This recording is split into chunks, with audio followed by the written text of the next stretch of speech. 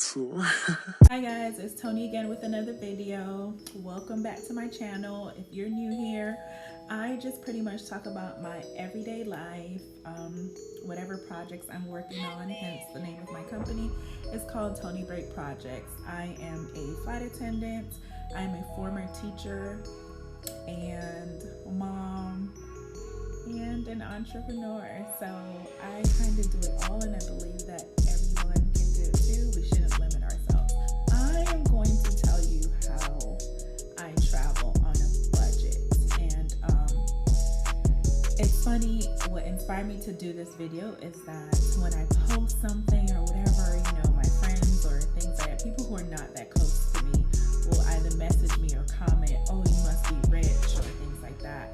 And then it just dawned on me that, we feel like we have to be rich to travel the world and accomplish some things that we want to accomplish. For me, it takes just discipline. So a little bit of backstory. A couple years ago, after I got a divorce, I sold everything and packed up and moved to China. I always had the desire to live in another country, and so I just did it. It was just the right time for me, and that just exposed me to a lot.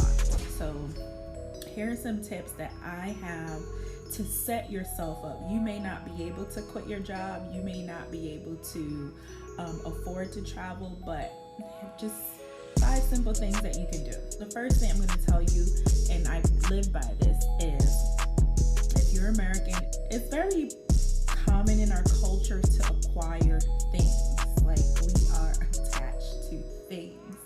So what I want to strongly advise you to do, if you want to take that trip and you just feel like you can't afford it, you have to cut back on spending.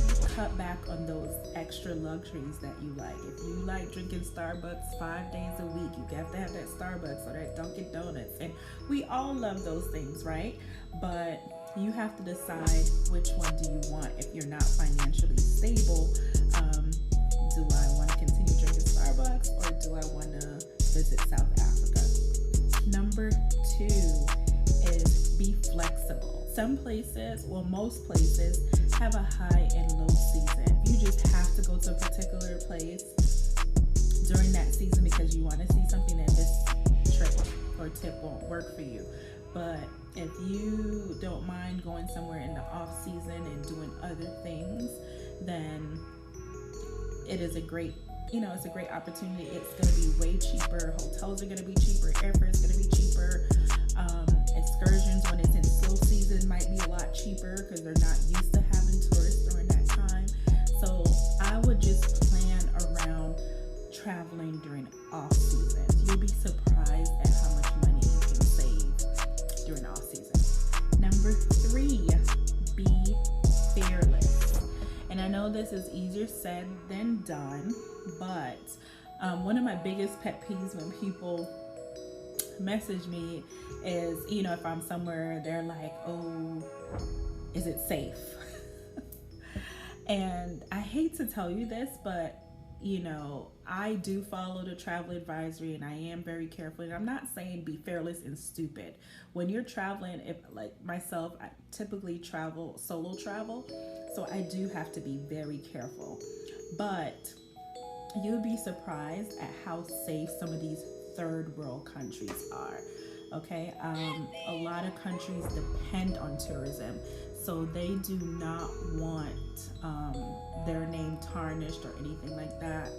And I'll give you a perfect example. I recently just came back from Jamaica, and they had a survey at the airport. The Jamaican Tourist Board was conducting a survey, and it was like a little booklet, y'all. And most of the questions were you haggled? Did you feel harassed? Did you feel safe? 80% of the questions was about that, because again, a lot of these countries depend on tourism, and they really will, try. There are certain things that you're not going to avoid, haggling when, they see tourists, things like that, but a country, they can try to minimize it. But if you have a notion of somewhere, if it's unsafe, then you probably shouldn't be going, okay? just do your research. But I will tell you, just be careful and be fearless. You cannot be afraid to go to certain countries because of what you've heard. You know, leads me to number four. Number four, do your research.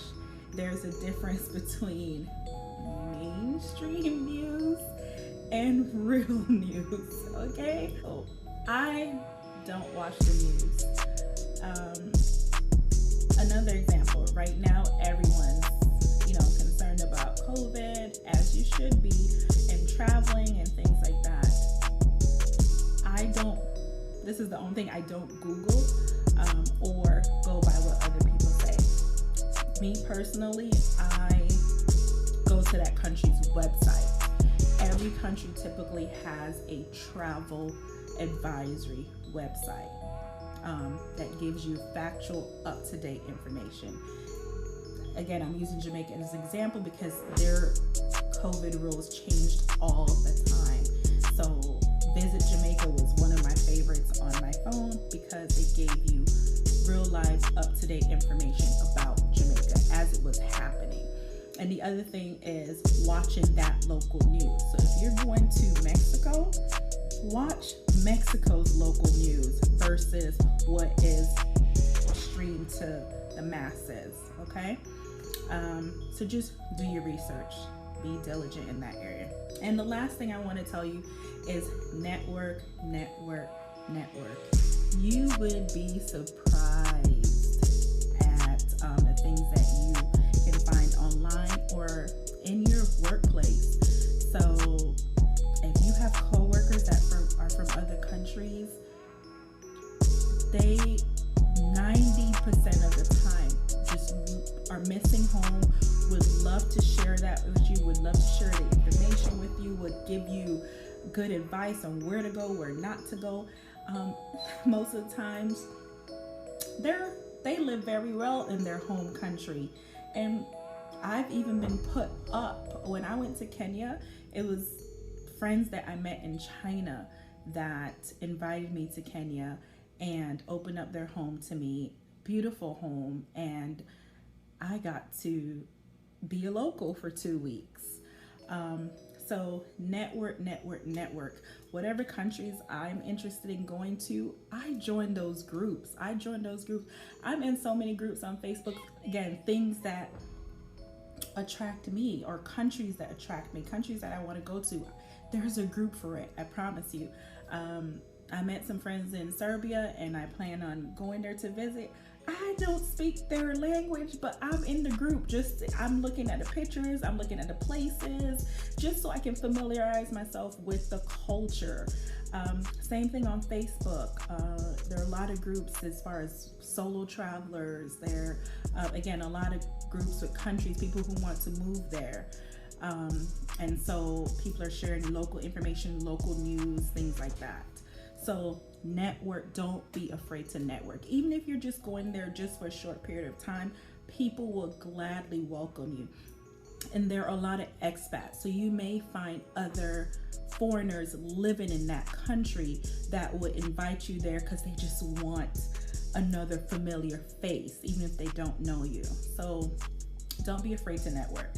So hope you guys enjoyed my tip. I will drop your comments below if you have any questions or comments about this video, and I'll keep uploading and telling you how to save on those plane tickets and Airbnbs.